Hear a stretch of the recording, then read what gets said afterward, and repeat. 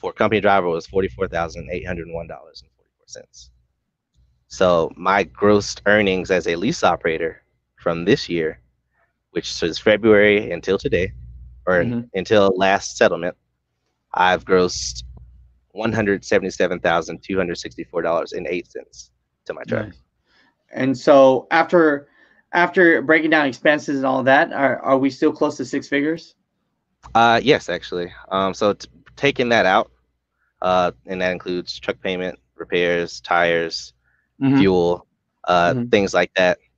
I'm I'm about 70,000, so it's at $69,047.49. The ex lease operators at Prime hate Hmm. Prime because they did them so dirty. 10 times out of 10, it was that person's fault. What's up, mother truckers? You are now watching the Asian My Show live. What's going on, mother truckers? Welcome to the Asian My Show. Today we're out here with Johnson's Logic. What's going on, boss? Hey, Jeremiah, how you doing? Thanks for having me. But maybe at least give people a good enough snippet so that they could know if this is something that might work good for them. Sure. I mean, as a company driver, even in my experience, and that does include, the TNT phase, which is the second phase of Prime's training, onward to my own truck. My experience as a company driver was great. I had an amazing dispatcher. He kept me running, but I also set up that expectation. That's one thing that I know a lot of drivers don't do is actually talk to their fleet managers or DMs or whatever, whatever you decide to call them, and set up an actual expectation. And that's exactly what I did. I met with my fleet manager once I got my own truck, let him know that, hey, I like to stay running, I like to stay moving. And that's exactly what he did for me the entire year. And so I just kept running, and, he would give me certain loads, like any loads really. And I'll just basically run them. I make sure I'm on time, if not early, or always early, deliver them on time, gained a great rapport with my dispatcher, the night and the weekend dispatchers. Mm, And from that point forward, everyone's on the same page. They kept me running, they kept me moving. I kept them happy, they kept me happy. And that's what's that's up. really any job. Yes. So usually when I start my day, I make sure that I start the truck, do my pre-trip, do my walk around, make sure I have enough fuel, food, and water for the day. Once this driver's door is closed, I keep it closed and go to my destination, Mm. because the you can only finish one load to get another if you actually complete that load in a timely fashion. So once I complete that load, immediately I'm on the phone with my dispatcher. Can I go ahead and have another load? And I kept getting loads over and over. So I would average anywhere between 3 and about 5 loads every week, but I would average between about 2,800 to about 3,400 miles a week. It wasn't a a hindrance on my career per se, but that's one thing about being a company driver. They have to, they have a rule, I guess you would say, that you have to drive 7 days to earn 1 day off at home. But with me, I don't usually take home time, so that wasn't a really big deal for me. But So on the company driver side, if you're jumping in as a company driver, what's that training look like?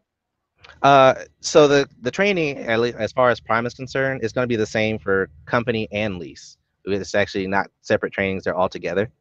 Hmm. So what that entails is, I guess now currently, you actually come into Prime with your CDL permit, and you come with a trainer, CDL instructor, in which you will come in and about 13 to 15 days, depending on what kind of trainer you have, because we have in-house trainers as well as over the road. It's called PSD trainers to Okay. actually earn you your CDL. So you're looking between 2 to 3 weeks, and then once you earn your CDL, you enter what's called phase two, or the TNT phase, in which you will come over the road and complete 50,000 miles if you earned your CDL here at Prime. Now, if you already have a CDL and coming to Prime, I believe you're able to. You're taking a refresher course depending on your experience, but as far as completing the second phase, will be 60,000 miles. But again, that's something that a recruiter will be able to answer.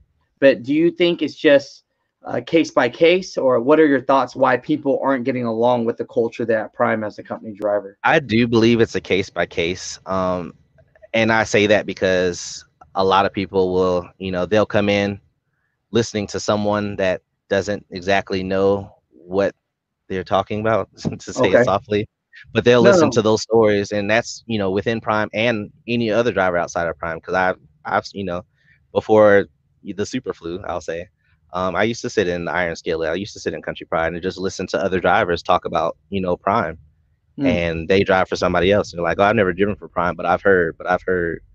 Like, Right.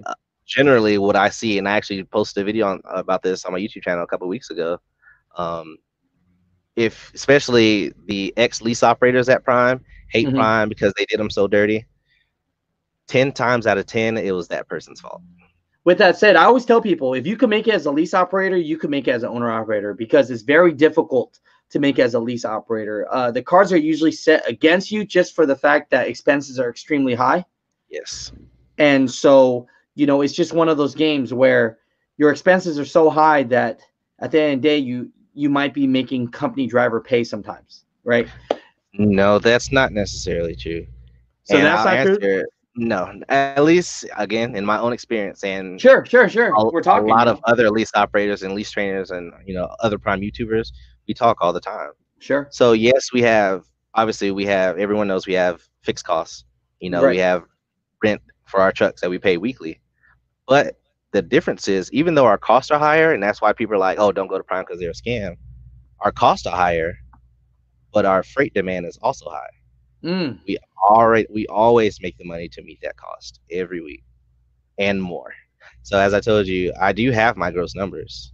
So as my experience in my 11 months as a company driver, before cost, just my gross earnings in 11 months for company driver was $44,801.44. Nice. So that's year to date, 11 months company driver from February of last year until January of this year. So my gross earnings as a lease operator from this year, which is February until today, or until last settlement, I've grossed $177,264.08 to my truck. Nice. And so after breaking down expenses and all that, are we still close to six figures? Yes, actually.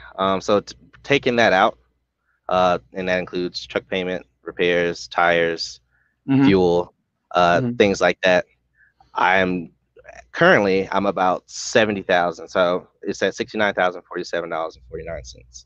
Gotcha. And that is included, one, because of the super flu. I started leasing right when that, you know, basically the entire nation shut down.